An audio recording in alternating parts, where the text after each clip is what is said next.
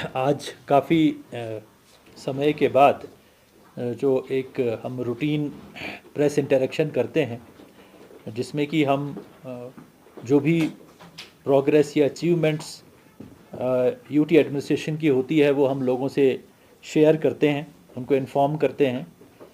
क्योंकि UT administration जो है वो दिन रात गवर्नमेंट ऑफ इंडिया की ओवरऑल सुपरविज़न में लोगों की, लद्दाख के लोगों की बेहतरी के लिए काम कर रही है। तो एक यहाँ पे सबसे जो इम्पोर्टेंट इशू था कि यहाँ पे डोमिसाइल रूल्स नहीं बने थे, और जिसके कारण हमारी रिक्रूटमेंट रुक गई थी।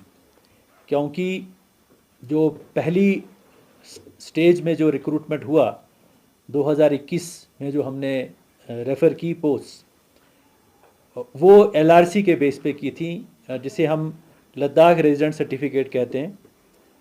और वो बेसिकली पीआरसी था, मतलब परमानेंट रेजिडेंट सर्टिफिकेट जो जेएंडके का होता था, उसी को हमने नाम दिया था एलआरसी। तो उस वक़्त एक गवर्नमेंट ऑफ इंडिया ने, क्योंकि रिक्रूटमेंट को जल्दी करना था, तो उन्होंने कहा कि आप एलआरसी के बेसिस पे रिक्रूटमेंट कर सकते हैं।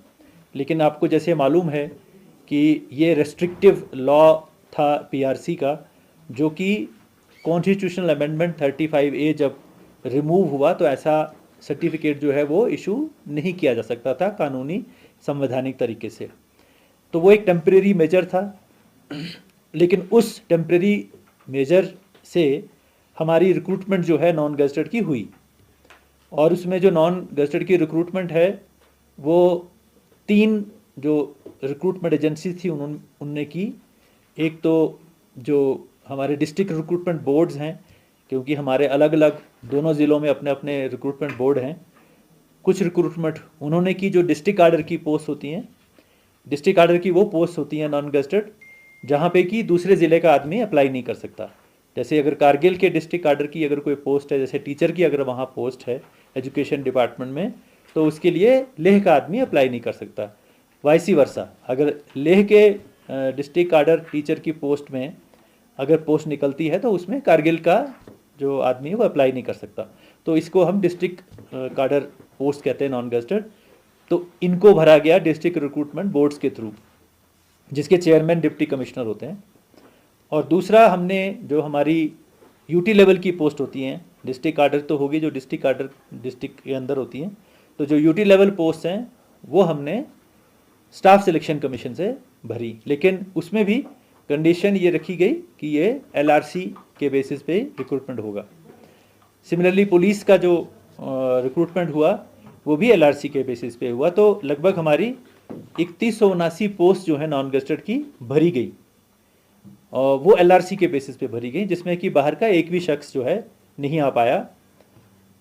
क्योंकि आपको सबको मालूम है कि पहले यूटी बनने से पहले तो जो एससी कैटेगरी की पोस्ट होती थी वो बाहर से लोग भरते थे। यहाँ पे बहुत सारे ऐसे मुलाजिम हैं हमारे जो कि उसके तहत लद्दाख में रिक्रूट हुए। लेकिन क्योंकि अब एलआरसी लगा दिया था, तो चाहे वो एससी भी होता लेकिन उसके पास एलआरसी नहीं था, तो उसकी भी रिक्रूटमेंट नहीं हुई। तो कहने का मतलब ये है कि जो 3179 यानी कि 3200 के करीब जो रिक्रूटमेंट नॉन गज़टेड की हुई, वो 100% लद्दाख के यूथ की हुई। लेकिन फिर क्योंकि वो एक टेम्परेरी मेजर था, तो जो फर्दर रिक्रूटमेंट जो है वो रुक गई, क्योंकि डोमिसाइल हमारे पास रूल नहीं थे। क्योंकि कॉन्स्टिट्यूशन ये कहता है कि हर एक भारतीय को कहीं भी जाके बसने की इजाज़त है।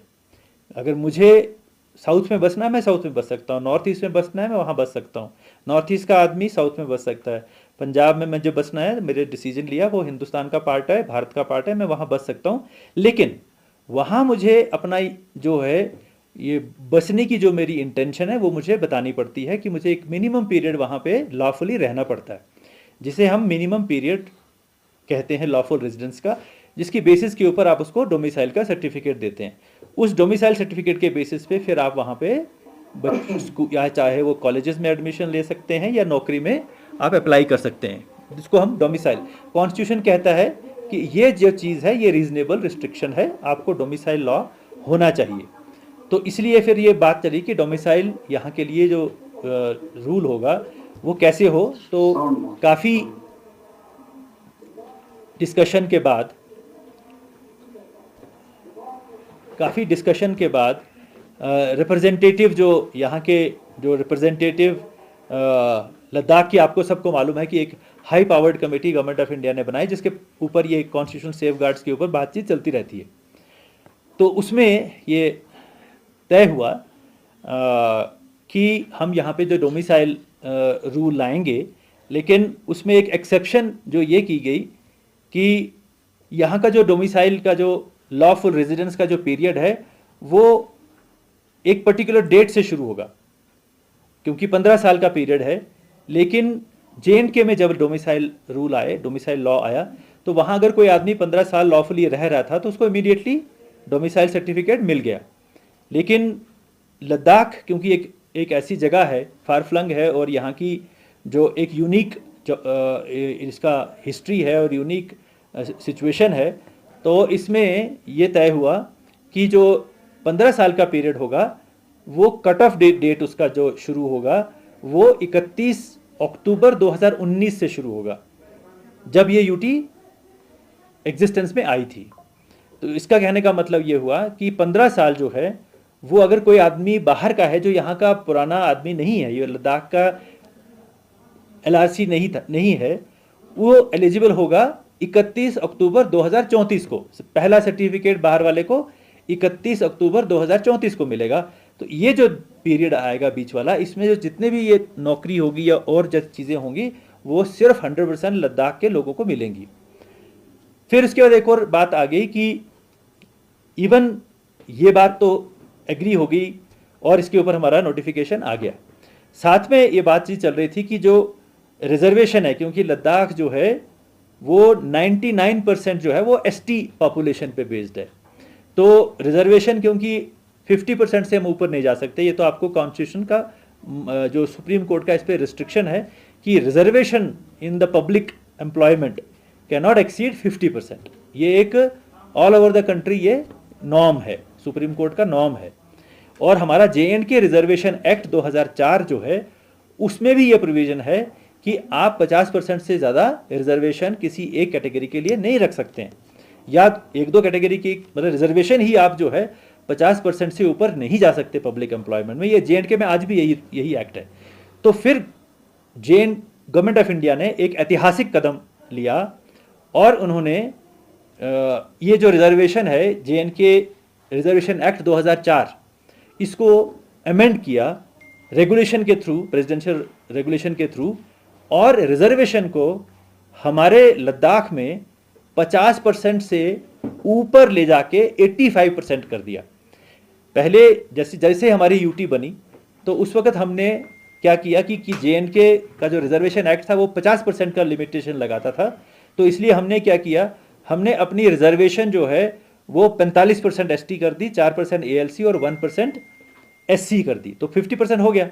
फिर अब जो हुआ है, जो अभी जो गवर्नमेंट ऑफ इंडिया ने किया है कि ये 50% नहीं, अब ये हो गया 85%, यानी कि अब ST की रिजर्वेशन 80% है, 4% LAC और 1% SC का इंटैक्ट है। तो मतलब ये है कि अगर 100 पोस्ट आप एडवर्टाइज करते हैं तो उसमें से 85 जो है वो रिजर्व है for 3 categories, 80% for the ST which is the 99% population of Ladakh, और ALC 4% वो भी सारे बॉर्डर पे लोग हैं, वो भी सारे मोस्टली ST हैं, वो भी ऑलमोस्ट 99, आप जानते हैं 99% वो भी ST हैं।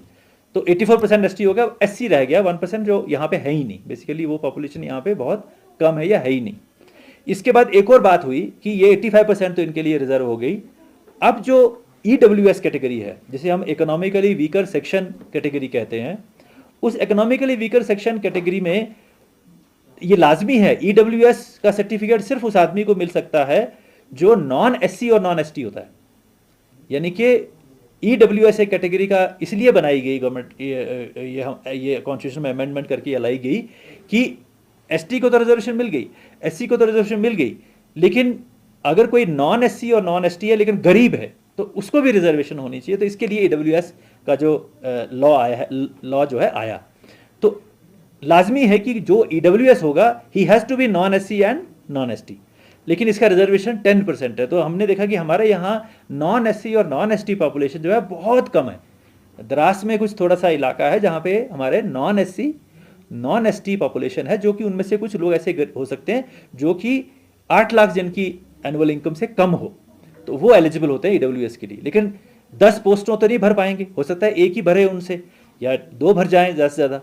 तो फिर ये 8 पोस्टों का क्या होगा? गवर्नमेंट ऑफ इंडिया में ये रूल है, डीओपीटी का ये रूल है कि आपको ये उसी साल में दूसरी बार इसको एडवर्टाइजमेंट करनी पड़ती है, और अगर आपको दूसरी बार भी नहीं कोई मिलता है, फिर आप इसको डी रिजर्वेशन एक नॉर्म के तहत कर सकते हैं।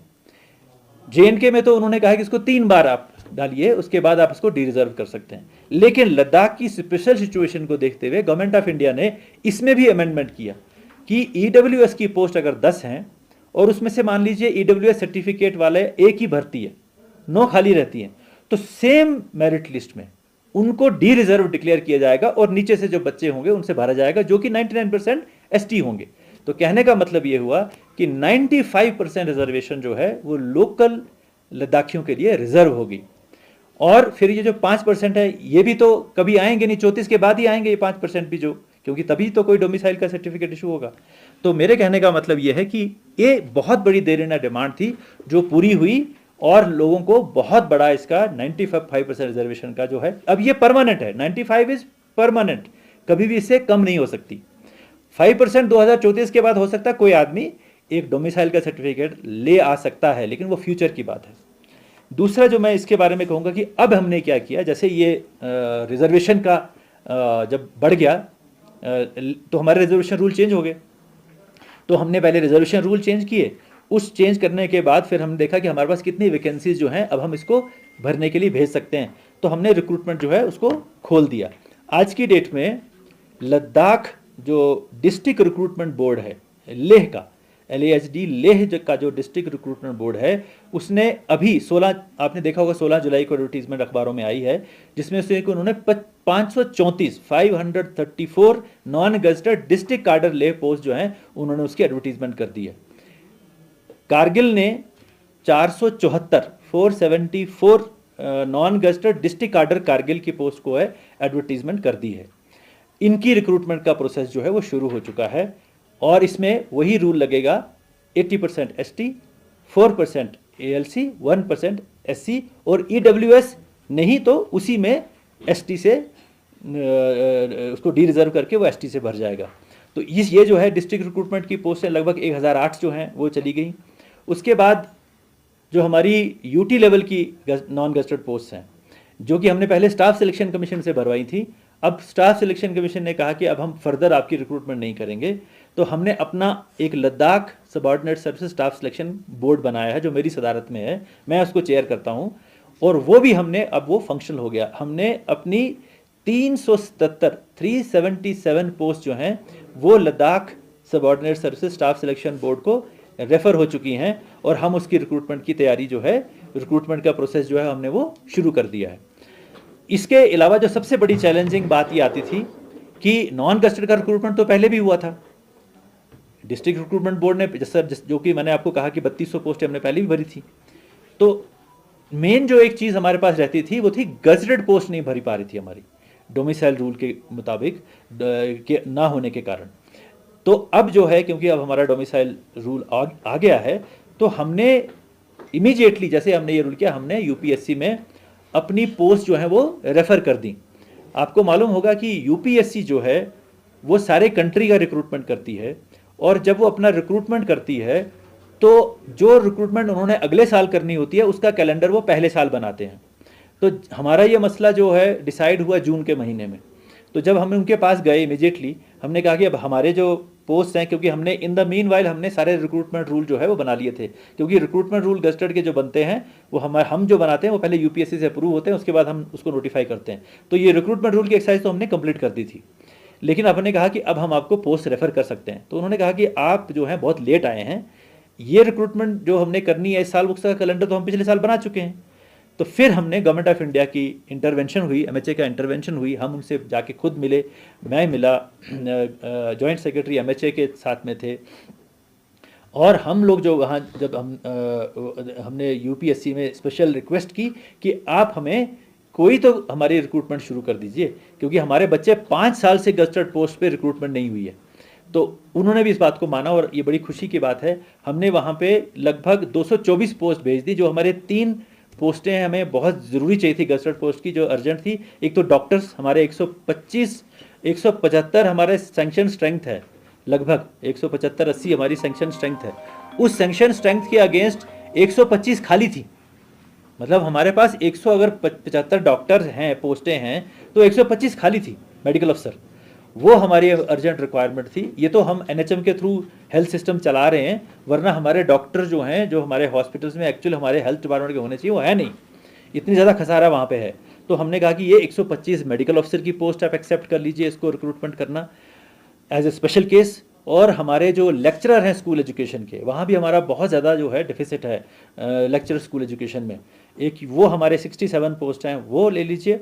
और हमारे अकाउंट्स असिस्टेंट, अकाउंट्स ऑफिसर्स 32 पोस्टें हमने कहा कि ये हमारी हैं, आप इनको भर दीजिए कि, तो उन्होंने एग्री कर लिया। तो ये 224 पोस्टें, 125 मेडिकल ऑफिसर की, 67 लेक्चरर्स की और 32 अकाउंट्स ऑफिसर की जो है वो हमने वो रेफ़र कर दी। और ये बड़ी खुशी की बात है, कल ही यूपीएससी ने लेक्चरर्स की पोस्ट का एडवर्टीजमेंट भी कर दिया। अब वो सब्जेक्ट वाइज उसका एडवर्टीजमेंट कर रहे हैं। तो उन्होंने हमें कहा था कि इस महीने के एंड में, लेकिन उन्होंने इस महीने के शुरू में ही कर दिया। तो ये भी एक बहुत बड़ी अचीवमेंट है। फिर उसके बाद लोगों की ये, बच्चों की ये डिमांड थी कि 5 साल रिक्रूटमेंट नहीं हुई है, तो ये 5 साल का एज का हमको रिलैक्सेशन मिलना चाहिए। क्योंकि कुछ लोग तो मान लीजिए 2019 में ही अपनी ओवर एज के पास पहुंच चुके होंगे। तो इसलिए अक्रॉस द बोर्ड हमने 5 साल का एज रिलैक्सेशन जो है हर एक आदमी को, हर एक कैंडिडेट को दिया, जो आज की डेट में जो रिक्रूटमेंट में जाना, जो रिक्रूटमेंट के लिए अप्लाई करना चाहता है। इसके लिए हमारा सिस्टम जो है सारा कंप्यूटराइज्ड है, पोर्टल पे सारा हमें एप्लीकेशंस आ गई हैं। और लगभग मेरी जो नॉलेज है कि हमारा एलएसएसबी के ऊपर भी कम से कम 1500 के करीब या 1500 से ज़्यादा जो हैं एप्लीकेशन आ चुकी हैं। मेरा सब नौजवानों से ये अपील है कि ये गोल्डन अपॉर्चुनिटी है आपके लिए। बहुत सारी एम्प्लॉयमेंट के अपॉर्चुनिटी खुल चुकी हैं और आप जो है पूरा ध्यान अपना जो है वो अपना करियर बनाने में लगाएं। और उन आने वाले दिनों में जो एग्ज़ाम होगा, आने वाले दिनों में जो टेस्ट होंगे, क्योंकि कैंडिडेट का अगर पोस्ट अगर मान लीजिए 100 पोस्ट हैं, अगर एप्लीकेशन अगर 2000 आती है, तो फिर एक टेस्ट करना पड़ता है, एक टेस्ट लेना पड़ता है स्क्रीनिंग के लिए। तो आप उसकी तैयारी करें। और बच्चों को जो भी आपको एज रिलैक्सेशन चाहिए थी वो भी दी जा चुकी है। आपका जो हमने डोमिसाइल सर्टिफिकेट का जो सिस्टम है वो भी हमने बहुत एफिशिएंट बनाया है। किसी को भी अगर डोमिसाइल सर्टिफिकेट लेने में कोई भी तकलीफ अगर होती है तो हमें इमीडिएटली बता दें। हम चाहते हैं कि हमारे जितने भी ये लंबरदार हैं, हमारे पटवारी हैं, हमारे जो नायब तहसीलदार हैं, उनका इस वक्त एक ही काम होना चाहिए कि लद्दाख के बच्चों का जो सर्टिफिकेट्स बनने हैं, चाहे वो एसटी का सर्टिफिकेट बनना है, चाहे वो एससी का सर्टिफिकेट, एससी तो बहुत कम है, ईडब्ल्यूएस का सर्टिफिकेट बनना है, एएलसी का सर्टिफिकेट बनना है, तो उसके ऊपर ध्यान दें। सारे मुलाजिमों का ये फ़र्ज़ बनता है, लंबरदार से लेकर ऊपर तक, कि वो किसी और काम में ना पढ़ें, वो इन बच्चों की फ्यूचर के लिए पूरे तरीके से, और अगर ये जो है इस काम में लग जाएं, क्योंकि हमें इन बच्चों के सर्टिफिकेट इमीडिएटली इशू करने हैं। एएलसी का हमने नोटिफिकेशन कर दिया। आपको मालूम होगा कि हमने जो 4% रिजर्वेशन जो है वो एएलसी की हमने की हुई है, तो वो भी पहले हमने नोटिफाई नहीं की थी, तो वो भी हमने नोटिफाई कर दिया। अब हमको मालूम है कि कौन कौन से गांव जो हैं वो लेह में या कारगिल में एएलसी में आए हैं, तो वो एक एडिशनल रिजर्वेशन जो है, हालांकि लोग सारे जो हैं वो एसटी हैं, लेकिन वो उनको ऑप्शन लेना है। उनको अप्लाई करते वक्त ये ध्यान रखना है एएलसी के बच्चों को कि क्या वो एएलसी में अप्लाई करना चाहते हैं या एज एन एसटी अप्लाई करना चाहते हैं। तो ये भी हमने बार बार लोगों को भी समझाया, बच्चों को भी समझाया, you can apply only under 1 category. ये रिजर्वेशन रूल कहता है कि आप 2 कैटेगरी के अंडर अप्लाई नहीं कर सकते। तो जितने भी बच्चे एएलसी वाले हैं, वो अगर उनको ये लगता है कि हमें एएलसी में ज़्यादा अच्छा ब्राइटर चांस है, तो सिर्फ वो एएलसी का भरें, एएलसी में कैटेगरी में एप्लीकेशन दें। अगर बाकी उनकी मर्जी है, एसटी तो वो है ही। तो ये जो है हमारा इस वक्त सारी एडमिनिस्ट्रेशन का ध्यान जो है वो यहाँ के यूथ के फ्यूचर के लिए, उनके रिक्रूटमेंट के लिए, और रिक्रूटमेंट हम इंश्योर कर रहे हैं कि वो free, fair, transparent, time bound हो, ताकि ये जो बच्चे जो हैं इनको अपना रिक्रूटमेंट मिले। दूसरा जो हमारा मेन इशू ये था कि इन दिनों मेरी लास्ट मीटिंग में और अभी जो प्रेस कॉन्फ्रेंस में दी है, कि एक बहुत पुरानी डिमांड थी कि एलएचडीसीज़ के अंदर जो वुमेन रिजर्वेशन जो है वो उसको होना चाहिए। वो भी गवर्नमेंट ऑफ इंडिया ने एक रेगुलेशन प्रोमलगेट करके वुमेन को 1/3 रिजर्वेशन जो है वो दी है, क्योंकि पीआरआई इंश्योर की और उसका ये भी एक बहुत बड़ी वुमेन एम्पावरमेंट का जो है स्टेप है।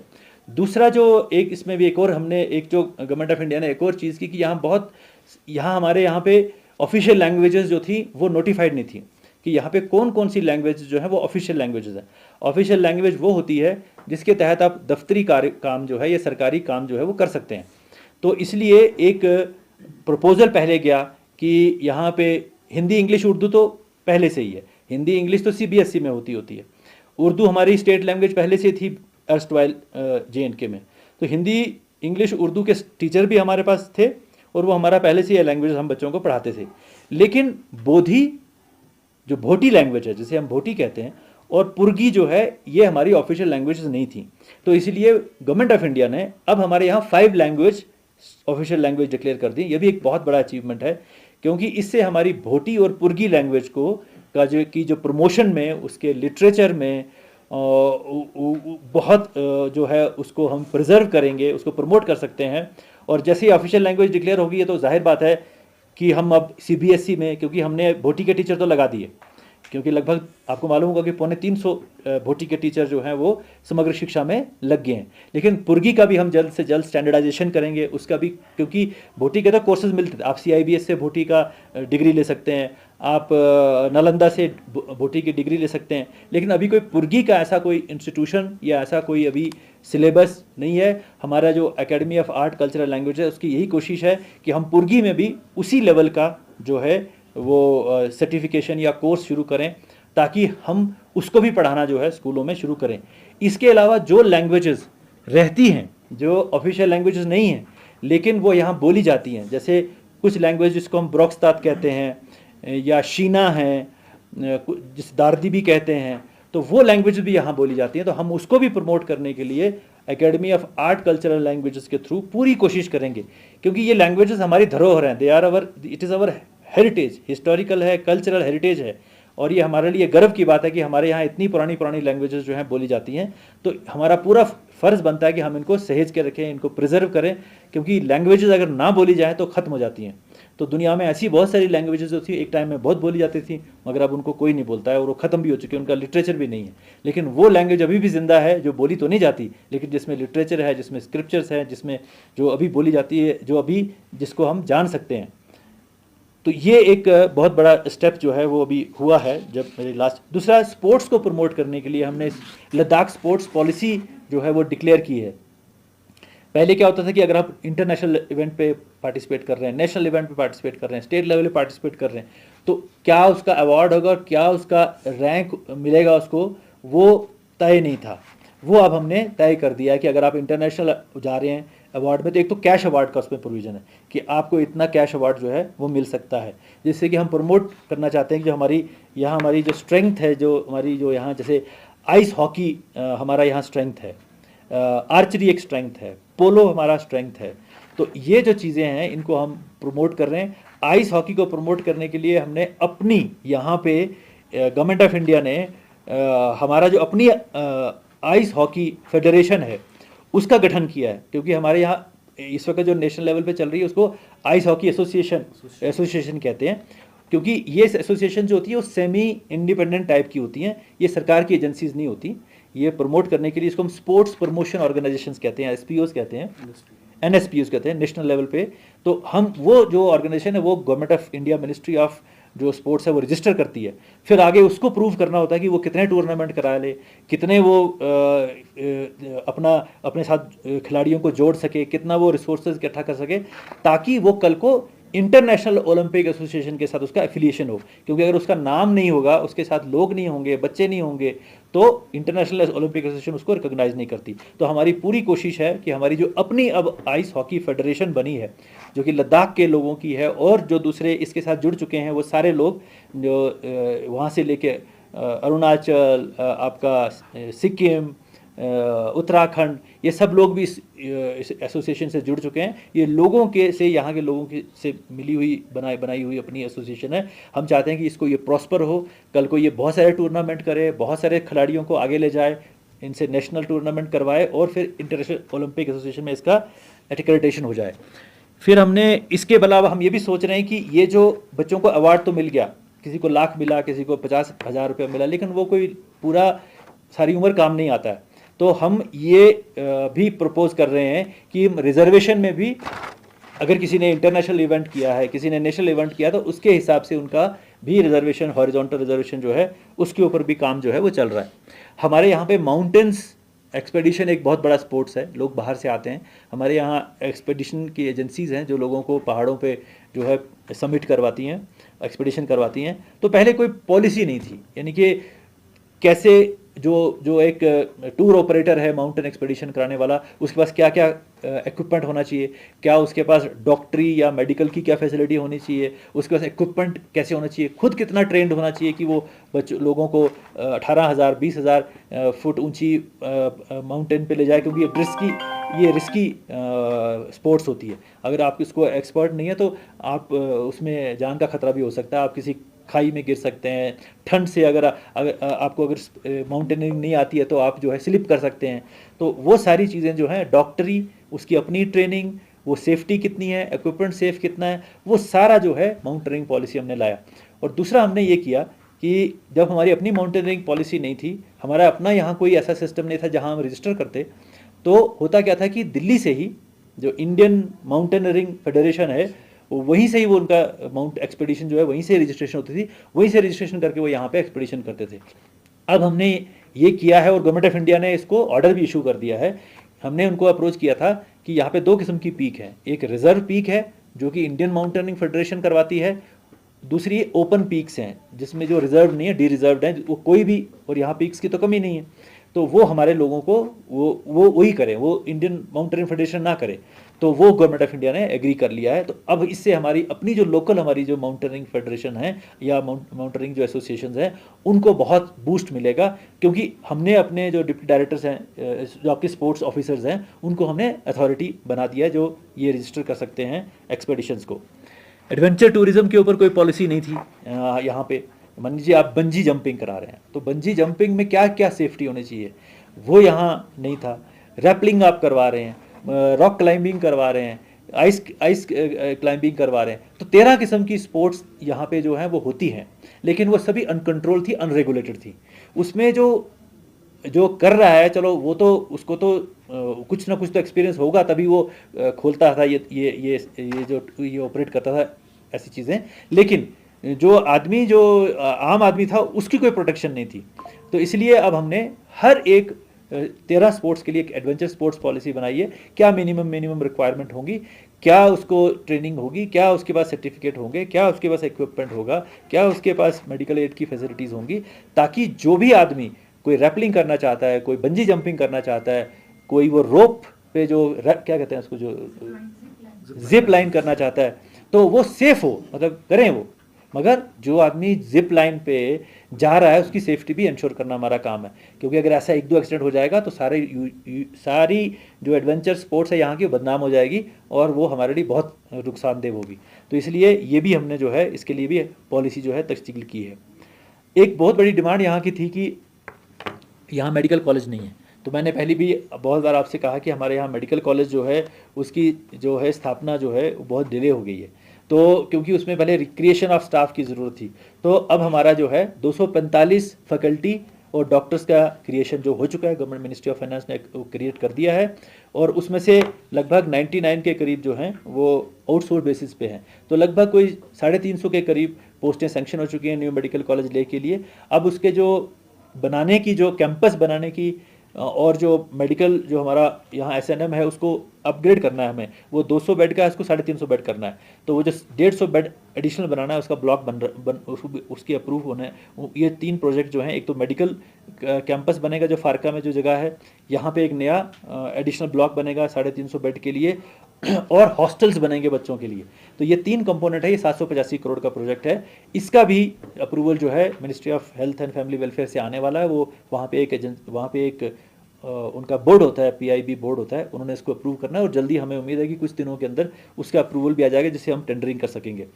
लेकिन उससे पहले हम कोशिश करेंगे कि मेडिकल कॉलेज जो है वो कोशिश करेंगे हम कि अगले साल तक वो किसी भी तरीके से, क्योंकि बिल्डिंग तो यहाँ नहीं बन सकती एक साल में, लेकिन कुछ टेम्प्रेरी एकोमोडेशन करके, कुछ लैब्स बना के, कुछ गैलरी टाइप के टेम्प्रेरी लेक्चर हॉल बना के हम ये कोशिश करेंगे कि अगले साल से हमारा मेडिकल कॉलेज फंक्शनल हो जाए। जब मैं principal secretary health and medical education JNK में था तो 5 मेडिकल कॉलेज की हमने पूरी इस तरह से तैयारी की थी, क्योंकि बिल्डिंग्स तो अभी भी बन रही हैं वहाँ पे, लेकिन क्लासेस वहाँ पे 5 साल से शुरू हैं। तो मेरे कहने का मतलब ये है कि मेन चीज़ इसमें फैकल्टी होती है, बिल्डिंग तो आप कहीं भी हायर भी कर सकते हैं। तो ये एक बहुत बड़ी अचीवमेंट है कि हमारा मेडिकल कॉलेज बना। हम अब पूरी कोशिश कर रहे हैं कि जो हमारा जो इंजीनियरिंग इंस्टीट्यूट जो हम कारगिल में बनाने जा रहे हैं, हम गवर्नमेंट ऑफ इंडिया के साथ रेगुलर परस्यू कर रहे हैं कि हमारा इंजीनियरिंग जो इंस्टीट्यूट है वो national institute of engineering type का जो है इंस्टीट्यूट जो है वो हमारे कारगिल के लिए आए। हमारी लद्दाख यूनिवर्सिटी जो है वो काफ़ी तेज़ी से जो है उसके ऊपर काम हो रहा है। सेंट्रल यूनिवर्सिटी का जो हमारी यहाँ सेंक्शन हुई है, उसकी बड़ा इशू था कि वो उसका कैंपस कहाँ बने। तो आपको मालूम होगा कि खलसी में वो बन रहा है, उसके ऊपर हम सड़क और पानी का अरेंजमेंट जो है अभी चल रहा है, उसके ऊपर वो सड़क बड़ी तेज़ी से बन रही है, पानी का प्रोजेक्ट जो चल रहा है, और उसके ऊपर हमने एक और काम किया क्योंकि वो हाइट के ऊपर वहाँ हवा बहुत चलती है। तो हम कोशिश कर रहे हैं, हमने वहाँ पे एक टावर जो है सोलर इसका विंड मास्ट जो है वो आई थिंक लग चुका है।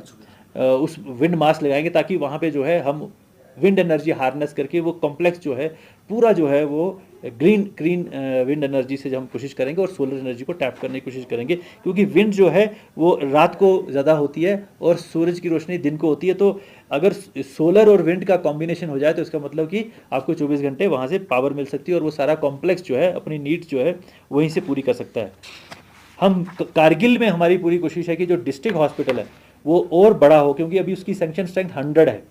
हमने उसका एक एडिशनल ब्लॉक जो है 65 करोड़ से बन रहा है, लेकिन ब्लॉक तो हम बना देंगे, बेड भी लगा देंगे, लेकिन असली चीज़ है कि डॉक्टर्स, स्पेशलिस्ट और पैरामेडिकल स्टाफ, ये वहाँ सिर्फ 100 बेड सेंक्शन स्ट्रेंथ के हिसाब से है। हमने अभी प्रपोजल गवर्नमेंट ऑफ इंडिया को भेजा है कि इसको 200 बेड का कर दीजिए, क्योंकि मुझे पूरी उम्मीद है, जो अभी थिंकिंग चल रही है नेशनल लेवल के ऊपर, कि हर डिस्ट्रिक्ट को एक मेडिकल कॉलेज होना चाहिए। तो हमें पूरी उम्मीद है कि फ्यूचर में हमारे पास ये ऑलरेडी इतना बड़ा इंफ्रास्ट्रक्चर हम क्रिएट कर लेंगे, लेकिन हम 200 का तो हम पूरा चाहते हैं कि 200 बेड तो होना चाहिए, क्योंकि लेह वाला जो है वो 200 बेड का है। तो जब कारगिल का बना था उस वक्त 100 बेड का बनाया गया था। उसके लिए भी हमने स्टाफ के लिए गवर्नमेंट ऑफ इंडिया को जो है प्रपोजल जो है भेज रहे हैं, उसको फॉलोअप कर रहे हैं। बाकी आपने जैसे आपको मालूम है कि पश्मीना यहाँ का एक बहुत बड़ा, जो मैंने पहले भी एक बार बताया आपको कि डीहेयरिंग प्लांट हमने यहाँ मिनिस्ट्री ऑफ टेक्सटाइल्स ने हमें दिया था, जिसकी कीमत 10.5-11 करोड़ के करीब है। वो यहाँ मशीनरी आ गई थी, वहाँ पड़ी थी हमारे यहाँ लेह के इंडस्ट्रियल एस्टेट के अंदर, मगर वो फंक्शनल नहीं हो पा रही थी, क्योंकि जो उसको फंक्शनल करने के लिए जो टेक्निकल टीम चाइना से आनी थी, वो टेक्निकल टीम चाइना से नहीं आ पाई, क्योंकि पोस्ट गैल्वन वीज़ा देने में कुछ दिक्कतें आई। तो वो चाइना के लोग जो एक्सपर्ट्स आने थे इस मशीन को इंस्टॉल करने के लिए, वो नहीं आ पाए। तो हमने लगातार इसको परस्यू किया, पहले कि ये कोशिश की कि चाइना हमारी अपनी एम्बेसी के थ्रू हम उन एक्सपर्ट्स को जो है वीज़ा दिलवा दें। फिर हमने, जब वो पॉसिबल नहीं हुआ, तो फिर हमने यहाँ से एक्सपर्ट तैयार किए और उस चाइना की जो कंपनी है और मिनिस्ट्री ऑफ टेक्सटाइल से मिलके हमने यहाँ से लोग भेजे वहाँ ट्रेन करने के लिए। जो वहाँ पे 1-2 महीने ट्रेन होके आए, वो वापस आए, हमारे लोग थे वो, उन्होंने आके ये इंस्टॉल किया और आज ये बहुत ही अच्छी तरीके से ये मशीन जो है डीहेयरिंग प्लांट चल रही है, जो कि हमारा जितना भी यहाँ पश्मीना पैदा होता है 45 मीट्रिक टन्स, उस सब को प्रोसेस करने की, डीहेयर करने की और उसमें से फाइन पश्मीना निकालने की कैपेसिटी इस मशीन के अंदर है। और ये मशीन जो है हम लद्दाख के जितने भी पश्मीना गोट या पश्मीना कोऑपरेटिव है उसके साथ मिलकर चलाना चाहते हैं, क्योंकि वो इसमें उसके उनकी स्टेक होनी चाहिए इसको चलाने में, क्योंकि सरकारी मुलाजिम की तो स्टेक नहीं होगी ना कि वो दिन रात चले, ख़राब ना हो। तो स्टेक तो उसकी है कि जिसका वहाँ पे जो रॉ वूल जो है वो वहाँ फिनिश हो रही है या वहाँ डीहेयर हो रही है। तो इसलिए हम कह रहे हैं कि उनको साथ मिलिए, वो खुद डिटरमिन करें कितना आपने इसका फीस लेनी है, ताकि जो बिजली के खर्चे या पानी का खर्चा जो है या दूसरा ऑपरेशनल कॉस्ट जो है वो निकलाएं। क्योंकि जब तक ये कॉस्ट आप मीट नहीं करोगे तो कभी कभी बिजली का बिल इतना हो जाएगा, बिजली कट जाएगी। क्योंकि ऐसा तो रूल नहीं ना कहीं कि आप बिजली का बिल नहीं पे करो तो आपकी बिजली नहीं कटेगी, चाहे वो गवर्नमेंट मेरा ही अपना दफ्तर हो या कोई भी हो, पेमेंट तो करनी है।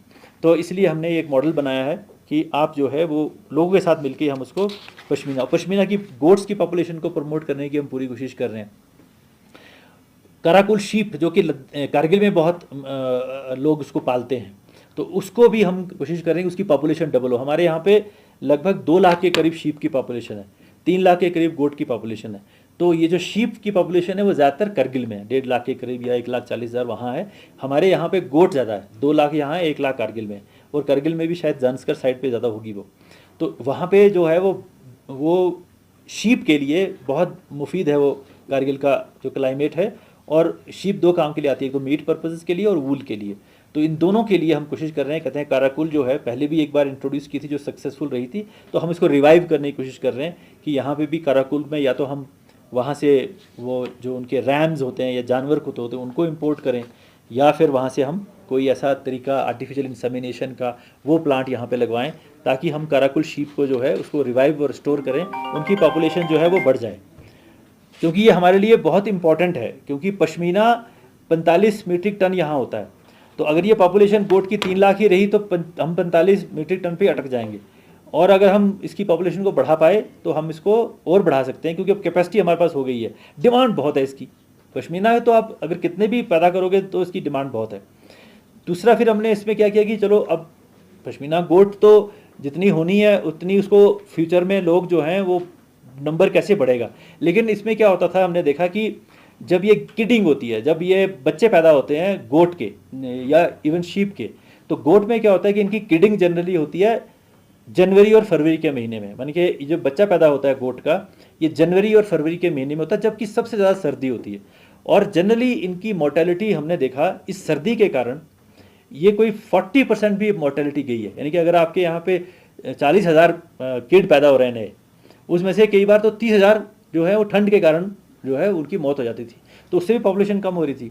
तो हमने क्या जो हमारे जो पहले वाले HLG साहब थे उन्होंने एक स्कीम उन्होंने डिवाइस करवाई कि लोगों से हमने पूछा कि इन बच्चों को कैसे बचाया जाए, क्योंकि ये पॉपुलेशन अगर बच गई तो कल को ये शीप गोट बनेगी, ये भी पश्मीना पैदा करेगी।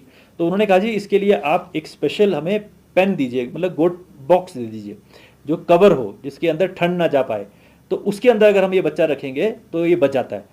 तो उसके बाद फिर हमने वो गोट किड पेन्स बनवाए, लगभग 1500 के करीब जो है, 1300 कुछ 1400 के करीब हमने वो बांट चुके हैं। लगभग एक की कीमत जो है पहले वाले की तो 30,000 के करीब थी, इस नया मॉडल जो हमने बनाया उसकी 40,000 है। वो हमने उनसे बात करके उसको और फाइन अच्छा बनाया। तो ये जो हमने उनको दिए, और इसमें सुन के आपको बहुत अच्छा लगेगा कि 25 to 40% पिछली ऐसा सीज़न जो पिछली बार गया 2024-25 की सर्दियाँ जो गई, ये हम 20-21 से कंपेयर कर सकते हैं, बिकॉज उस वक्त भी सर्दी ऐसी ही थी। तो उस वक्त मोर्टेलिटी 40% थी, तो इस साल मोर्टेलिटी जो है वो 10% है। तो कितना फ़र्क हुआ, 30% जो है वो पॉपुलेशन जो है उनकी बच गई। मतलब 40,000 बच्चे पैदा होते उसमें 30,000 बच गए। तो ये हमारा मैसिव जो है ड्रामेटिक, या जिसे हम कहते हैं कि एक सब्सटेंटिव जो है वो उसमें मोर्टेलिटी में, किड्स की मोर्टेलिटी में कमी आई है, जो हमारी पॉपुलेशन बढ़ाएगी आने वाले टाइम में। दूसरा हमारे यहाँ पे एक बहुत बड़ा प्रोजेक्ट जिसके बारे में मैं ज़रूर मेंशन करना चाहूँगा, वो है हमारा 11 गीगावाट का पांग सोलर प्रोजेक्ट। तो ये पांग में जो पांग तो हम उसको नाम सिर्फ दे देंगे क्योंकि पांग आखिरी स्टेशन है। बेसिकली ये शुरू हो जाता है खरनाक से, जैसे आप तगलंगला क्रॉस करते हैं तो वहाँ खरनाक का इलाका है, दिब्रिंग का इलाका है।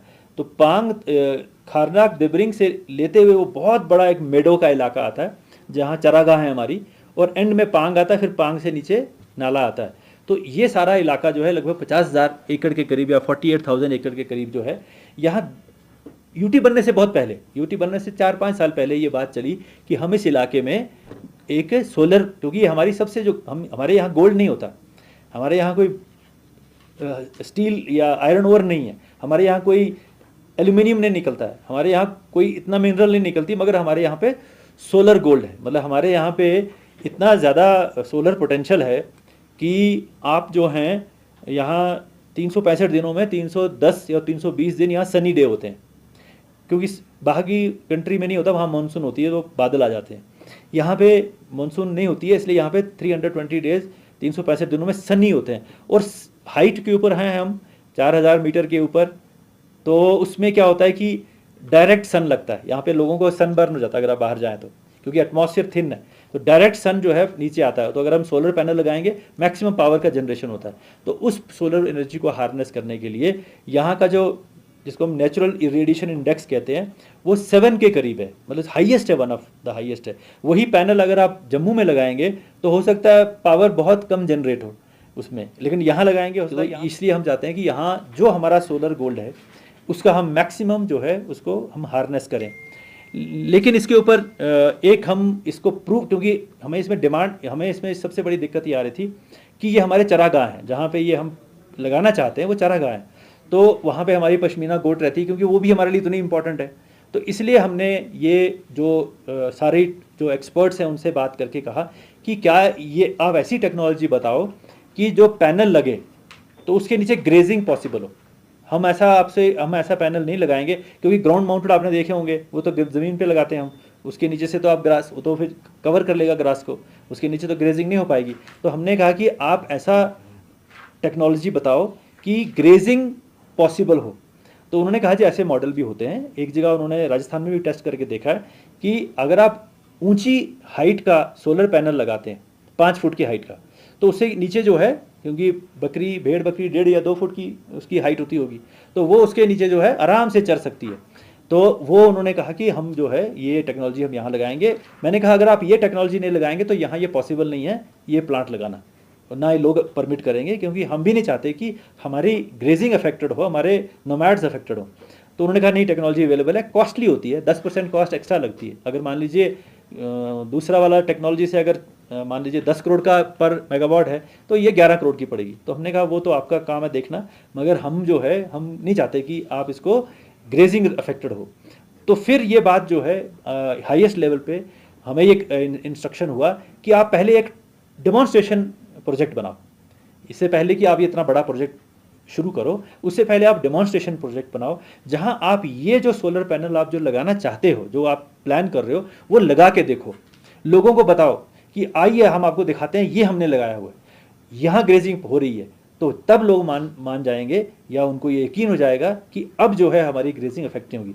इसमें दूसरा जो फ़ायदा ये होता है कि जब आप कवर करते हैं किसी भी अर्थ को यहाँ पे, तो स्कॉर्च नहीं होती, वो उसके ऊपर डायरेक्ट सन नहीं पड़ता, वो स्कॉर्च नहीं रहती अर्थ, वो उसमें नमी ज़्यादा हो जाती है। क्योंकि जब उसको छाँव मिलती है, तो सर्दियों में जब बर्फ़ पिघलती है, गर्मी आते आते जब बर्फ़ पिघलती है, तो मॉइस्चर रिटेंशन ज़्यादा होता है, क्योंकि धूप डायरेक्टली ज़मीन पे नहीं पड़ रही है, तो बेटर ग्रास ग्रोथ होता है। तो ये उन्होंने बाहर भी, राजस्थान में और वर्ल्ड में बाहर भी टेस्ट किया है कि the vegetables grow better under the solar panels if they are raised. तो इसके डबल फायदे हो गए, एक तो ग्रेजिंग भी पॉसिबल है, दूसरा वहाँ पे घास भी बहुत अच्छा आएगा। तो ये चीज़ें, लेकिन हमें ये इंस्ट्रक्शन हुआ हाईएस्ट लेवल पे इस कंट्री के, उन्होंने कहा नहीं, लोगों को पहले आप करके दिखाओ।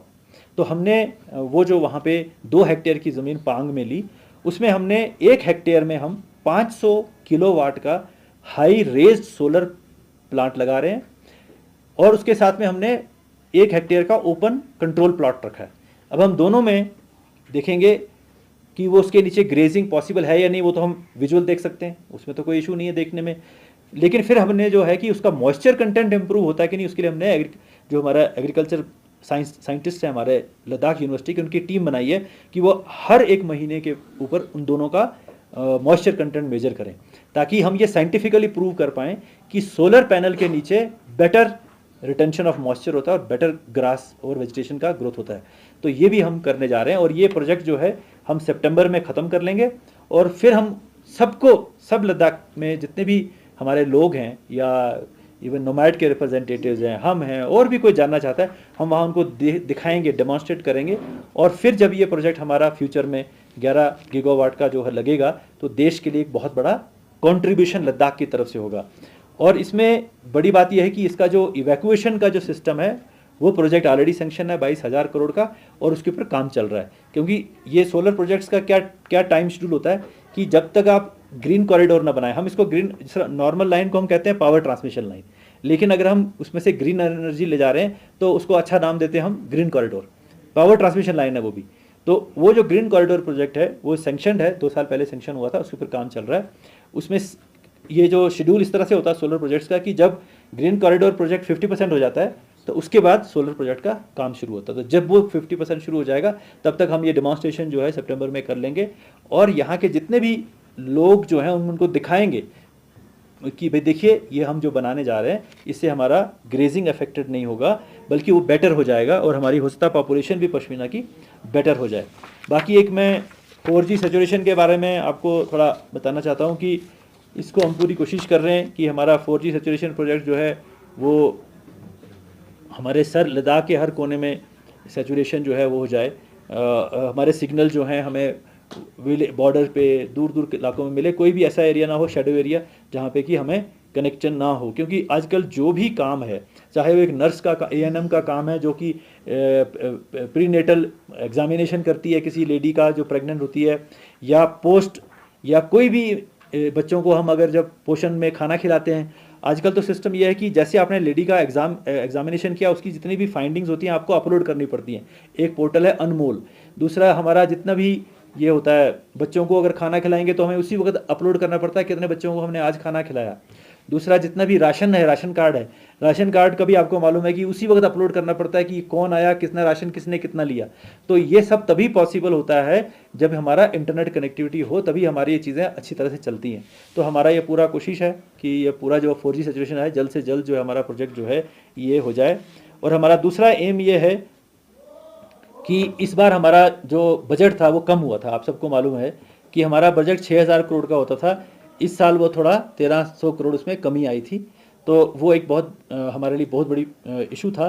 तो लेकिन हमने दोनों काउंसिल्स को अश्योर किया गवर्नमेंट ऑफ इंडिया की एश्योरेंस के बाद कि आप अपना कोई प्रोजेक्ट रोकिए मत, नए काम भी करिए। हम जब रिवाइज बजट के टाइम में हम उसको रिकवर कर लेंगे, वो हमें पैसा मिल जाएगा जो हमारा कटा है। और हमारी अपनी तरफ से, डिपार्टमेंट की तरफ से कोशिश या यूनिवर्सिटी की तरफ कोशिश है कि हम मैक्सिमम जो पैसा हमें मिला हुआ है उसका हम 80% के करीब जो है कैपेक्स खर्चा कर लें, ताकि जब हम रिवाइज बजट के लिए जाएं तो हम उनको कहें कि हमारा तो 80% खर्चा हो चुका। नवंबर के बाद दिसंबर का महीना, जनवरी, फरवरी, मार्च कि आने वाले 5 महीने में हमारा काम ऑलरेडी हो चुका है। आप हमें पैसे जो है हमारे जो अपने काटे हैं वो आपको हमें एटलीस्ट पिछले साल के लेवल तक तो वापस हमें दे दीजिए। तो मुझे पूरी उम्मीद है वो हो जाएगा। तो आज की डेट में मैं शेयर करूंगा आपसे कि हमारा जो एक्सपेंडिचर है वो 35% के करीब हो चुका है। हमारा एम यह है कि इस महीने के अंत तक कम से कम हम 40 के करीब जो है वो टच कर लें, 40-45 के करीब टच कर लें। और फिर हम, क्योंकि ये नवंबर में आता है रिवाइज एस्टिमेट, उस वक्त हम 80% एक्सपेंडिचर करें ताकि हम बताएं कि 80% हम कर चुके हैं, इसलिए हमारा पैसा जो है जो लास्ट ईयर का जो एटलीस्ट जो लेवल था उस तक हमें रिस्टोर किया जाएगा और वो हो जाएगा, इसकी हमें 100% एश्योरेंस है। तो ये मेरे जनरल पॉइंट थे। एक और पॉइंट यहाँ बार बार उठता है लैंड का। तो मैं आपको बताऊं कि लैंड लद्दाख में जितनी भी लैंड है, स्टेट लैंड जिसे हम कहते हैं, प्राइवेट लैंड तो लोगों की अपनी होती है, लेकिन जितनी भी स्टेट लैंड होती है, स्टेट लैंड, वो LHDC एक्ट के तहत सेक्शन 42 के तहत वो सारी की सारी स्टेट लैंड जो है वो रेस्पेक्टिव काउंसिल्स को ट्रांसफर्ड है। 1997 का जो एक्ट है उसके तहत जितने भी स्टेट लैंड लद्दाख के अंदर है वो रिस्पेक्टिव काउंसिल्स को ट्रांसफर्ड है for efficient use and management. ये एक्ट कहता है, section 42 of the LHDC act. तो हम उसको पूरा उसी के ऊपर उसको मान के चलते हैं कि लैंड का जो एफिशिएंट यूज एंड मैनेजमेंट है वो रिस्पेक्टिव LHDCs जो हैं वही करती हैं। इसमें एक इशू ये आया कि और यहाँ की क्योंकि ज़मीन जो है पड़ी हुई है, ओपन है, तो उसमें जनरली अगर किसी को, क्योंकि यहाँ खरीद फरोख्त भी कम होती है, लैंड है ही कम, तो ऐसा भी नहीं है कि कोई किसी के पास, अगर मान लीजिए किसी के पास 200 कनाल है उसमें से उसने 1 कनाल बेच दी, तो ऐसा भी नहीं है। ज़मीन बहुत कम है, इसलिए जनरली ज़मीन जिसके ऊपर आप मकान बनाएंगे, आप एग्रीकल्चर लैंड के ऊपर तो नहीं बनाएंगे, आप बनाएंगे ओपन लैंड जो अवेलेबल है। तो over a period of time हर शहर में होता है, लोगों ने जहाँ जहाँ उनको ज़मीन मिली अवेलेबल थी तो उन्होंने वहाँ मकान बना लिए। किसी, अब उसके 2 तरीके थे, या तो आप वहाँ बनाइए। कई बार हमारे पटवारियों ने एक तरीका, एक ऑर्डर होता है ऐलान नंबर 38, उसमें हम कहते हैं नवतोड़। नवतोड़ जो है, नवतोड़ का मतलब ये होता है कि आपने बंजर ज़मीन को तोड़ा, मीन्स उसको आपने कल्टीवेट किया। और यहाँ पे अगर आप बंजर ज़मीन को तोड़ेंगे, उसके ऊपर कोई बाजरा लगाएंगे या यहाँ जो क्या लगाते हैं, बकवीट लगाएंगे, वीट लगाएंगे या बार्ली लगाएंगे, तो वो हो नहीं सकता जब तक ना आप उसको इरिगेशन दें। क्योंकि यहाँ पे तो बरसात का सिस्टम नहीं ना है कि आप बरसात से भी कुछ हो जाता है, क्योंकि बहुत सारे इलाकों में, जम्मू में या जहाँ मानसून आती है वहाँ बहुत सारी खेती बरसात से हो जाती है। तो इरिगेशन चाहे हो ना हो, मतलब गेहूँ हो जाएगा या मक्की हो जाती है, वो आसमान पे डिपेंड करता है, मानसून के ऊपर, रेंज के ऊपर। यहाँ रेंज होती नहीं है, तो यहाँ पे क्या है कि अगर आपने कोई भी अगर आपने वेजिटेबल उगानी है या कोई भी फसल उगानी है, उसके लिए आपको इरिगेशन लानी पड़ेगी, पानी लाना पड़ेगा। तो अगर आप बंजर ज़मीन को तोड़ते हैं और पानी का अरेंजमेंट करते हैं और वहाँ कुछ उगता है, ये परफेक्टली लीगल है, आज की डेट में भी लीगल है। मीन्स कि नवतोड़ करना लद्दाख के अंदर लीगल एक्टिविटी है। लेकिन लीगल क्या है? आपने ज़मीन को तोड़ा, इरिगेशन का अरेंजमेंट किया, वहाँ पे फसल उगाई, ये लीगल है और ये आज भी लीगल है। लेकिन over a period of time क्या हुआ कि इस पर्पज से नहीं कि हमने वहाँ खेती करनी है, इस पर्पज से कि हमने वहाँ मकान बनाना है, तो पटवारी जी ने उसको नवतोड़ एंट्री कर दी, क्योंकि वही एक पावर थी जिसके तहत वो स्टेट की लैंड को किसी को दे सकता था। अब वो उस हिसाब से वो इलीगल हो गई, क्योंकि वो उस पर्पज़ के लिए नहीं है जिसके लिए वो ऐलान है, जिसके लिए वो ऑर्डर है। लेकिन over a period of time बहुत सारे लोगों ने ज़रूरत के हिसाब से मकान बना लिए हैं।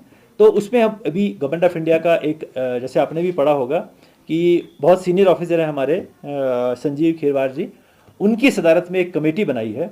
वो कमेटी इस मैटर को एग्जामिन कर रही है, क्योंकि ये तो क्लियर है, ये मैं आपको एश्योर करता हूँ कि मैंने एक बार पहले भी अपने इंटरव्यू में कहा था कि अगर नवतोड़ के ऊपर कोई घर बना है, नवतोड़ के ऊपर कोई स्ट्रक्चर बना है, तो वो वहीं रहेगा। मतलब उसको रिमूव करने का कोई ना ज्वाजियत है ना इंटेंशन है, क्योंकि मेरी अब सर्विस जो है आईएएस के अंदर और बाहर मिला के 35 साल की हो चुकी है। मैंने रेवेन्यू को इतने गहरे से जाना है, क्योंकि मैं 3-4 जगह डिप्टी कमिश्नर रहा हूँ, जम्मू में रहा हूँ, डिवीजन कमिश्नर रहा हूँ, फाइनेंशियल कमिश्नर रहा हूँ 3 साल। मैंने लैंड मैटर्स को अच्छी तरह से देखा है कि अगर लैंड के अंदर जो रिकॉर्ड के अंदर एंट्री है, उसकी पावर किसी करोड़पति होगा वो भी उसके अंदर एंट्री नहीं कर सकता। वो एंट्री की पावर किसकी है? रेवेन्यू ऑफिसर की, पटवारी की। पटवारी कुछ भी लिख सकता है। तो अगर पटवारी ने लिखा है तो इस आदमी का क्या कसूर है? आप मेरी बात समझ रहे हैं? तो अगर रेवेन्यू में एंट्री की है तो वो उसको भी पकड़ना चाहिए ना जिसने एंट्री की थी।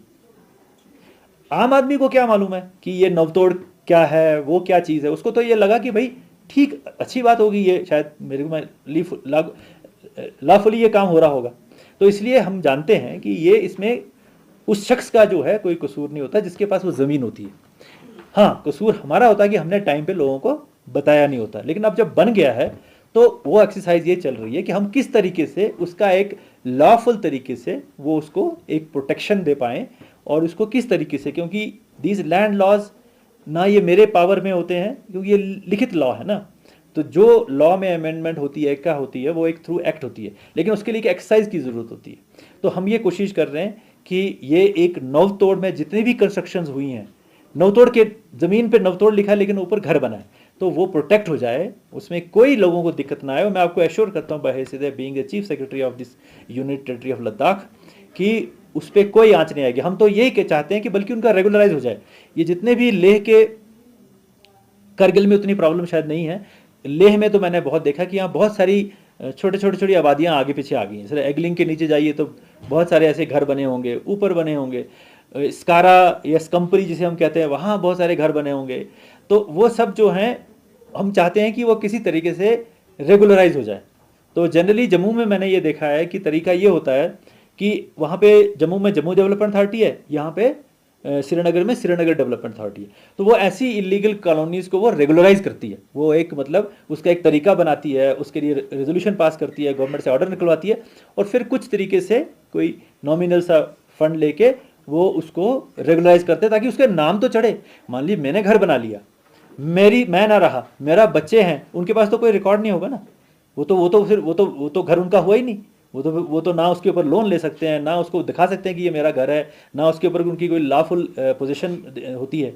तो इसलिए हम ये चाहते हैं कि ये जितने भी ऐसा जो हमारे कॉलोनीज़ हैं वो रेगुलराइज हो जाएं। इसके लिए हमारे अर्बन डेवलपमेंट अथॉरिटीज़ का होना बहुत ज़रूरी है, क्योंकि वहाँ श्रीनगर में तो ये श्रीनगर डेवलपमेंट अथॉरिटी ने कर लिया, जम्मू में ये जम्मू डेवलपमेंट अथॉरिटी ने कर लिया। तो हमारी पूरी कोशिश है कि जैसे हमारी अर्बन डेवलपमेंट अथॉरिटी बनती है लेह की और करगिल की, तो हम कोशिश करेंगे कि ये जो इस तरह की जो इलाके हैं उनको रेगुलराइज किया जाए। और हमने ऑलरेडी अपनी जो म्यूनिसिपल जो लेह है उसका तो आपने जुरिस्डिक्शन बढ़ा दी है, जैसे आपको मालूम है।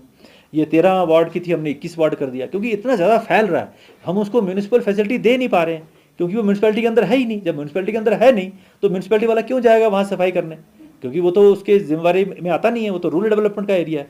इसलिए हमने उसको अर्बन में कन्वर्ट किया। अब वो अर्बन में कन्वर्ट हो गया है तो जाहिर बात है कि वहाँ पे कल को म्यूनिसिपल फैसिलिटीज़ भी आएंगी, वहाँ के लिए पानी का प्रोजेक्ट भी बनेगा, वहाँ के लिए म्यूनिसिपल सॉलिड वेस्ट का प्रोजेक्ट भी बनेगा, वहाँ के लिए बिजली की फैसिलिटीज़ भी जो है बेटर होंगी, क्योंकि वो अर्बन एरिया डिक्लेयर जाएगा। और इसका सबसे बड़ा फ़ायदा लोगों को होगा, क्योंकि आपको मालूम है कि जो HRA होता है, हाउस रेंट अलाउंस होता है, house rent allowance urban area में, मान लीजिए अर्बन एरिया में अगर वो 10,000 रुपया है तो रूरल एरिया में वो 2,000 होता है। तो जितने भी ये जो इलाके हैं जो रूरल एरिया में आते थे, या मान लीजिए अगर अपने जोगलाम सर में कोई सेंट्रल गवर्नमेंट का ऑफिसर किसी प्राइवेट घर में रह रहा है, तो वहाँ पे तो उसका जो DDO मांगेगा कि आप कहाँ शहर में रहते हैं कि गाँव में रहते हैं। वो बोलेगा जनाब शहर में रहते हैं, तो वो कहते हैं चोगलाम सर में, लेकिन चोगलाम सर तो शहर में है ही नहीं, इसका मतलब आप अर्बन एरिया में नहीं रहते, तो उसको जो HRA मिलेगा वो 2,000 मिलेगा। लेकिन अगर अब वो जो हो गया अर्बन बन गया, अब उसको 10,000 मिलेगा।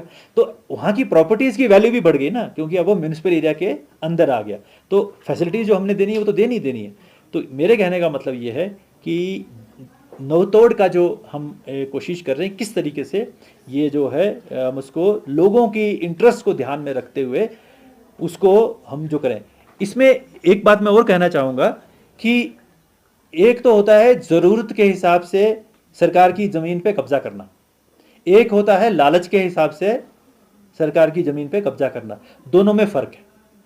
और हम आप जो अभी मैं आपको बता रहा हूँ वो उसके लिए बता रहा हूँ कि जो ज़रूरत के कारण हुआ है, जो उनकी मजबूरी थी, उन्होंने 10 मरले के ऊपर अपने तो अभी तो हमने 4 मरले से 10 मरले कर दिया कॉमन लैंड रेगुलेशन में।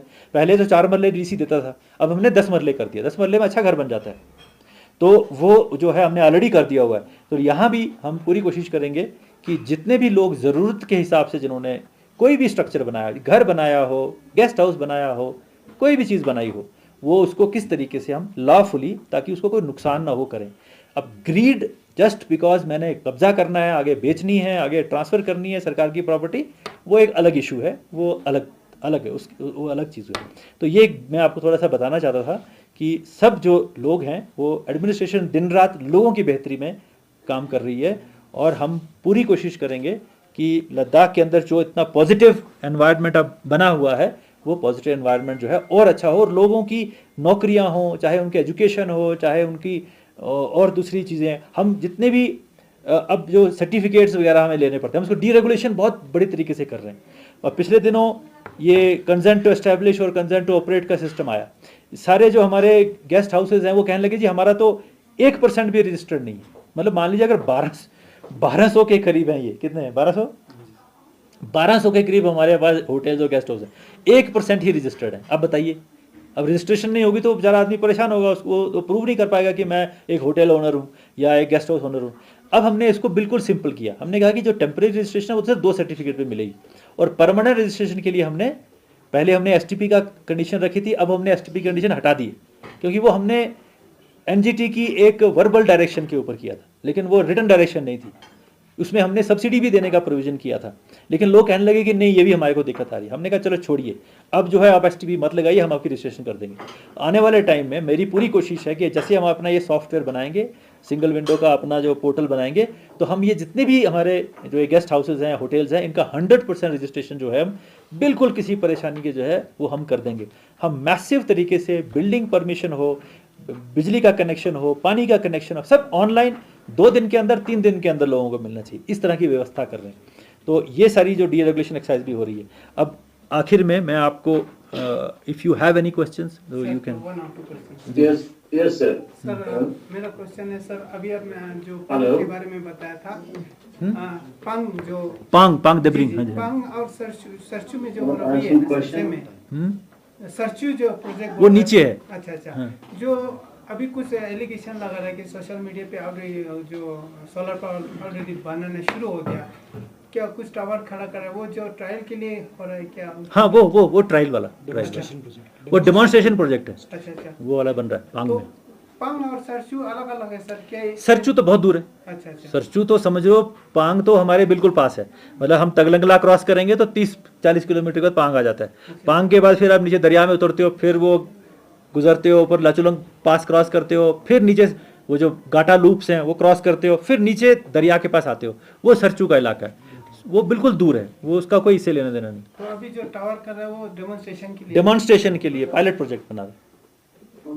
और एजुकेशन में असिस्टेंट प्रोफेसर के 77 पोस्ट वैकेंट हैं, तो इस हवाले से क्या अपडेट है?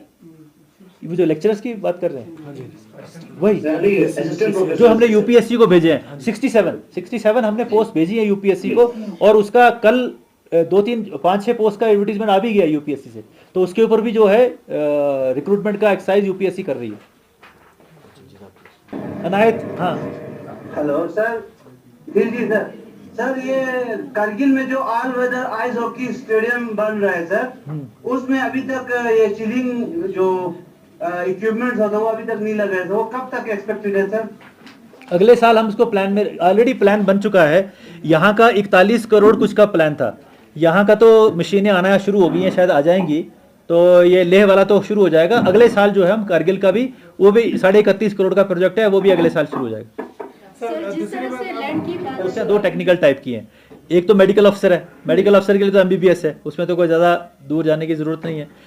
उसी तरह से जो लेक्चरर्स हैं उसमें भी कंसर्न सब्जेक्ट में पोस्ट ग्रेजुएशन है, ठीक है, तो उसमें भी कोई कंफ्यूजन नहीं है। हाँ, अकाउंट्स ऑफिसर एक जनरल पोस्ट है जिसकी मिनिमम क्वालिफिकेशन गजटेड वो है, ग्रेजुएशन है। तो आपका पॉइंट किससे है, अकाउंट्स ऑफिसर की पोस्ट से है? अगर आप लेक्चरर मैथमेटिक्स हैं या लेक्चरर हिस्ट्री हैं या लेक्चरर इंग्लिश हैं या जो भी हैं, वो कंसर्न जो सब्जेक्ट होता है उसमें जो रिक्रूटमेंट रूल्स के मुताबिक जो उसकी क्वालिफिकेशन है वही है। सर कुछ लेक्चरर्स ऑफिशिएटिंग बेसिस पे काम कर रहे हैं, पहले उनको लिया गया है जो जिनका मास्टर्स डिग्री था, तो उनका क्या स्टेटस रहेगा? जो लेक्चरर्स जिनको रिक्रूटमेंट के बजाय ऑफिशिएटिंग बेसिस पे उनको लिया गया था। देखिए, मैं जहां तक रिक्रूटमेंट का, तो सिंपल सा फंडामेंटल प्रिंसिपल है कि रिक्रूटमेंट जो होती है वो जब यूपीएससी करती है या कोई भी एजेंसी करती है, उसमें कोई जो है वो डिफरेंशिएशन नहीं होता है कि कोई आदमी को 4 साल से पहले इस पोस्ट पे काम कर रहा था, ऐसा कहीं नहीं होता है, क्योंकि वो इक्वल अपॉर्चुनिटी हर एक सिटीजन को या जो जिसके पास एलिजिबल क्वालिफिकेशन है उसको देनी होती है। अगर आपके रिक्रूटमेंट रूल में कहीं ये मेंशन्ड है, वो डिपेंड करता है उसका रिक्रूटमेंट रूल क्या कहता है। हाँ, अगर रिक्रूटमेंट रूल में ये मेंशन होता है कि 4 साल तक जो अगर गवर्नमेंट की नौकरी में ऑलरेडी इस पोस्ट पे काम कर रहा था उसको प्रेफरेंस होगी, वो एक अलग इशू है, लेकिन मैंने आज तक किसी भी रिक्रूटमेंट रूल में ऐसा प्रोविजन नहीं देखा, क्योंकि फिर वो दूसरे बच्चों का जो बेचारों को नहीं वो अप्रिशिएट कर रहे थे उनके अगेंस्ट चला जाता है। तो इसलिए डायरेक्ट रिक्रूट में एवरीबडी इज सेम। उसका अप्रूवल इंडियन एडमिनिस्ट्रेशन से होना बाकी है, तो क्या कहेंगे आप? देखिए, इसमें ये सारी पोस्टें 313 अभी और होनी है, वो टीचर की हैं। ये कारगिल में 374 हुई हैं, वहाँ पे शायद 200 के करीब कुछ और पोस्ट हैं जो अभी होनी है। ये सारी पोस्ट जो हैं ये सारी मिला के 313 हैं, टीचर की पोस्ट हैं सारी ये। तो मैं उसमें थोड़ा सा क्लैरिफाई करूंगा। पहले क्या होता था, हमारे यहाँ पे जो डिस्ट्रिक्ट कार्डर में जो टीचर की पोस्ट होती थी उसको हम जनरल लाइन टीचर कहते थे। जनरल लाइन मतलब कोई भी ग्रेजुएट बच्चा जो है वो अप्लाई कर सकता था। तो अब क्या हुआ है कि सुप्रीम कोर्ट ने गाइडलाइन इशू की है कि पहले क्या होता था कि he must be a BA and he must be possessing a BEd degree, ये होता था ना, ये क्वालिफिकेशन होती थी जनरल लाइन टीचर के लिए। अब सुप्रीम कोर्ट ने कहा है कि जो एजुकेशन है जो उसको 2 भागों में बांट दो, एक प्राइमरी है और एक उससे हायर प्राइमरी है या मिडिल है। वो कहते हैं कि जो प्राइमरी की जो एजुकेशन है, जो छोटे बच्चे को पढ़ाना है केजी के या पहली क्लास के दूसरी क्लास, उसके लिए स्पेशल स्किल्स चाहिए, जिसको वो कहते हैं अर्ली चाइल्डहुड एजुकेशन, ईसीसी। मतलब उसको वो जो छोटे बच्चे को पढ़ाने के लिए एक स्पेशल डिग्री अलग से होनी चाहिए। तो उसके लिए उन्होंने अब आजकल वो जो छोटे बच्चों को पढ़ाने अलग से डिग्री मिलती है, बीएड एक जनरल डिग्री है, अर्ली चाइल्डहुड एजुकेशन की डिग्री अलग होती है। तो सुप्रीम कोर्ट ने कहा है कि बच्चों को, छोटे बच्चों को, फर्स्ट सेकंड थर्ड के बच्चों को पढ़ाने के लिए ये स्पेशल डिग्री हर टीचर के पास होनी चाहिए। तो ये जब हुआ तो हमारे पास जो पोस्टें 313 खाली पड़ी हैं, अब जो हो गया टीचर लग गए उनको तो हम कुछ नहीं कर सकते, लेकिन जो हमारी अब नई पोस्टें बननी है उसके लिए हमारी कमेटी बनी। उस कमेटी ने ये डिसाइड किया कि कितने हमें मिडिल लेवल के जनरल लाइन टीचर चाहिए और कितने हमें प्राइमरी के टीचर चाहिए जिनको ये ईसीसी का जिनके पास क्वालिफिकेशन होनी चाहिए। अब वो जो रिक्रूटमेंट रूल में उसके लिए अमेंडमेंट कर रहे हैं। जैसे ही वो अमेंडमेंट होती है तो अब हमारे टीचर 2 कैटेगरी में हम उसको लेंगे डिस्ट्रिक्ट कैडर के ऊपर भी। एक वो जो मिडिल टीचर होंगे, मिडिल क्लास स्कूल के टीचर होंगे, दूसरे जो प्राइमरी के टीचर होंगे। तो वो हम अलग अलग उनका रेशो बना रहे हैं, कितने मिडिल में ज़रूरत है, कितने प्राइमरी में ज़रूरत है। वो कमेटी की रिकमेंडेशन आ गई है, अब अकॉर्डिंगली वो रिक्रूटमेंट रूल में चेंज होगा। जब से रिक्रूटमेंट रूल में चेंज हो जाता है तो हम उसको एडवर्टाइजमेंट जो है डिस्ट्रिक्ट रिक्रूटमेंट बोर्ड के थ्रू कर लेंगे। सर जिस तरह से सर पुर्गी लैंग्वेज की स्टैंडर्डाइजेशन के लिए किस तरह की इनिशिएटिव ले रहे हैं? किसके लिए? सर ये मैंने पहले पुर्गी लैंग्वेज के standardization के लिए- मैंने आपको पहले भी शुरू में ही बताया कि बोधी का तो स्टैंडर्ड जो है वो डिग्रीज हैं। जैसे अगर आपने भोटी में लैंग्वेज करनी है तो आपको CIBS में डिग्री मिल जाती है, ग्रेजुएशन, पोस्ट ग्रेजुएशन जो भी मिल जाती है वो यहाँ भी मिलती है, CIBS में भी मिलती है, और वो आप नालंदा से भी ले सकते हैं। और साउथ में भी इंस्टीट्यूट हैं बुद्धिस्ट स्टडीज़ के जो भोटी पढ़ाते हैं और डिग्रियाँ देते हैं। क्योंकि जब भी आपने कोई टीचर लगाना है, जब आपने कोई तो उसको स्ट्रक्चर्ड कोर्सेज होने चाहिए और ऐसी एजेंसीज भी होनी चाहिए, इंस्टीट्यूट होने चाहिए जो स्ट्रक्चर्ड डिग्री दे सकें। पुर्गी में इतना स्टैंडर्डाइजेशन अभी नहीं हुआ है, इसलिए मैंने कहा कि academy of art culture language को हमने ये जिम्मेदारी सौंपी है कि आप जो है इसको स्टैंडर्डाइज करिए, कोर्स बना लीजिए कि अंडर ग्रेजुएट ये है, डिप्लोमा ये है, पोस्ट ग्रेजुएशन ये है। तो वो जो है उसकी स्टैंडर्डाइजेशन की, इसके ऊपर हमें काम करने की ज़रूरत है। पुर्गी को प्रमोट करने के लिए काम करने की ज़रूरत है, क्योंकि जितना मैं जानता हूँ, मैं भी आजकल बोधी सीख रहा हूँ, जो मैंने आज तक देखा है उसमें थोड़ा सा बोलने में अंतर है। क्योंकि कुछ लोग जो हैं यहाँ पे कुछ लफ्ज़ में कुछ खा जाते हैं और वहाँ थोड़ा सा कुछ बोलते हैं मतलब वो लफ्ज़ खाते नहीं है। तो मतलब मुझे लग रहा है कि ऐसा है। और दूसरी बात है कि यहाँ पे वो भोटी स्क्रिप्ट में लिखते हैं, वहाँ पे उर्दू में लिखते हैं। लैंग्वेज तो किसी भी स्क्रिप्ट में लिखी जा सकती है, हम तो रोमन में भी लिखते हैं, इसमें इंग्लिश में भी लिखते हैं। तो वो हम जब स्टैंडर्डाइज करेंगे, इसके ऊपर हमें बहुत काम करने की ज़रूरत है। तो उसके बाद हम इसको जो है इसके ऊपर भी, इसके लिए फिर हम टीचर लगाएंगे। आज मान लीजिए मैं कह दूं कि 25 टीचर हम पुर्गी के लगाएंगे, तो अब मैं कौन सा बच्चा की सिलेक्शन करूंगा जो पुर्गी का टीचर होगा, उसके लिए क्वालिफिकेशन होनी चाहिए। तो वो चीज़ें उसके ऊपर काम हो रहा है। सर जिस तरह आपने बताया कि लैंड पॉलिसी के हिसाब से तो अभी आपने कहा स्टेट लैंड पे जो नीड से ज़्यादा कब्जा करे, अपनी प्राइवेट प्रॉपर्टी है जो भी हो, उस हिसाब से स्टेट लैंड पॉलिसी जो है वो डिफाइन नहीं है। क्योंकि लद्दाख का जो इन्वायरमेंट देखा जाता है तो अभी आप देख सकते हैं हर जगह पे पहाड़ तोड़ के बनाया जा रहा है, जो कि इन्वायरमेंट को बहुत ही नुकसान है लद्दाख के, खासकर फ्रेजाइल इन्वायरमेंट को देखते हुए। तो इस पे आप क्या कहेंगे, किस तरह से? देखिए लैंड में से मैंने कहा ना कि it is already transfer to the LHDC। तो हम लैंड के मसले में जो भी काम करेंगे वो हम LHDC के कंसल्टेशन से ही कर सकते हैं, ठीक है ना। तो इसीलिए प्लानिंग ज़रूरी है, इसीलिए अर्बन डेवलपमेंट अथॉरिटी होना ज़रूरी है। क्योंकि हमारे यहाँ बिल्डिंग बाय लॉज तो बन गए, आपने जो कहा मैं भी वो मानता हूँ। एक नैरो सी जगह है हमारे यहाँ पे जिससे कि हम चोगलामसर या इस लेह से बाहर निकलते हैं। आप देख रहे होंगे उसके लेफ्ट साइड पे कितना मैसिव कंस्ट्रक्शन हो रहा है। कल को वहाँ गाड़ियाँ खड़ी हो जाएंगी तो सारा ट्रैफिक रुक जाएगा। हम भी देख रहे हैं, आप भी देख रहे हैं, सब देख रहे हैं। मगर क्योंकि लैंड मैटर जो है हमारे पास हम कंसल्टेशन से कर सकते हैं। दूसरा हमारे जो बिल्डिंग बाय लॉज बने हैं उन बिल्डिंग बाय लॉज को भी हम इम्प्लीमेंट जो कर रहे हैं वो अर्बन डेवलपमेंट अथॉरिटी के थ्रू करते हैं। तो हम यही स्ट्रेंथन करने की कोशिश कर रहे हैं कि हमारी अपनी अर्बन डेवलपमेंट अथॉरिटी हो, बिल्डिंग बाय लॉज को इम्प्लीमेंट किया जाए, उनको स्ट्रेंथन करने की ज़रूरत है, उसमें खिलाफ वर्जी अफसर लगाने की ज़रूरत है, उसमें और जो है इन्फोर्समेंट विंग बनाने की ज़रूरत है, वो किया जाए ताकि हम लेह और कारगिल को मॉडल सिटीज़ बनाएं, प्लान्ड सिटीज़ बनाएं। क्योंकि जब भी कोई बाहर का आदमी आपकी सिटी में आता है पहले वो देखता है आपकी सड़क कितनी चौड़ी है, फिर वो देखता है कि आपके यहाँ म्यूनिसिपल वेस्ट कैसा चल रहा है, गंदगी ढेर तो नहीं है। तो बहुत सारे लोग जो मुझे ये कहते हैं जब वो आते हैं, कहते हैं जी लेह बहुत साफ़ सुथरा है क्योंकि यहाँ हमने म्यूनिसिपल सॉलिड वेस्ट का सिस्टम बहुत अच्छा किया हुआ है। आपके घर घर से जो है म्यूनिसिपल सॉलिड वेस्ट कलेक्ट हो रहा है। वही हम काम करगिल में करने जा रहे हैं, वहाँ पे वो म्यूनिसिपल सॉलिड वेस्ट प्लांट नहीं था, अब वहाँ पे भी वो प्लांट बन चुका है, वहाँ भी ये काम शुरू हो रहा है। तो शहर में गंदगी, शहर में पानी की अवेलेबिलिटी, बिजली की अवेलेबिलिटी, डेवलपमेंट, अगर कोई घर बन रहा है, मान लीजिए अगर आपने पहाड़ी पे ऊपर बना दिया, अगर आग लग जाएगी तो क्या करोगे? मैंने देखा कि यहाँ पे पहाड़ पे इतने ऊपर है कि वहाँ तो आदमी पहुँच ही नहीं सकता। फिलहाल अगर कोई छोटी सी कोई इंसिडेंट भी हो जाए, आदमी बीमार हो जाए, हार्ट अटैक आ जाए, नीचे कैसे लाओगे रात को?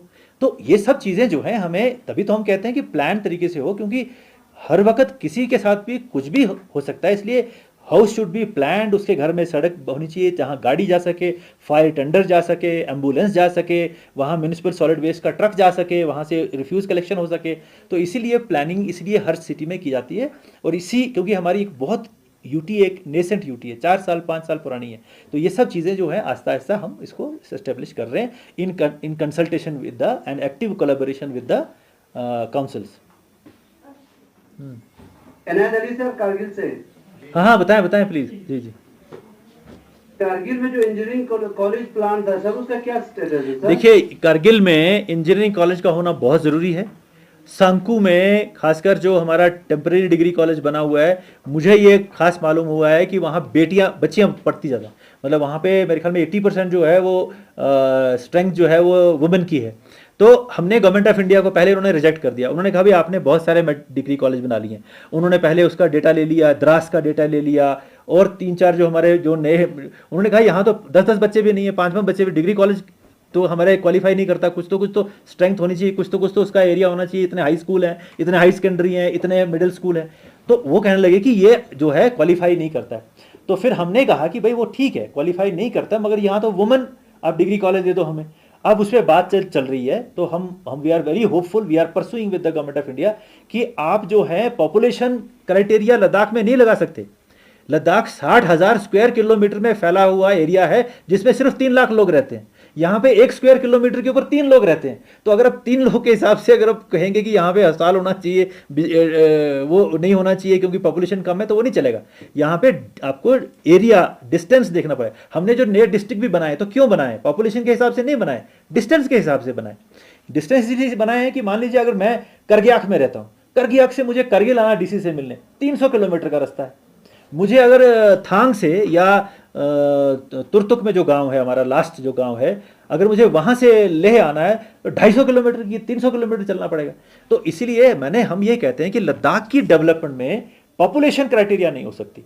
लद्दाख की डेवलपमेंट में डिस्टेंस और ज्योग्राफी जो है वो क्राइटेरिया है। तो इसलिए हमारी पूरी कोशिश है कि ये गवर्नमेंट ऑफ इंडिया में हम कन्विंस कर पाएंगे, और हम जो है वहाँ का डिग्री कॉलेज जो है वो हमारे लिए सैंक्शन फ्यूचर में हो जाएगा। For more updates, subscribe to our channel Kargil Today. Click the show links and enjoy watching the videos.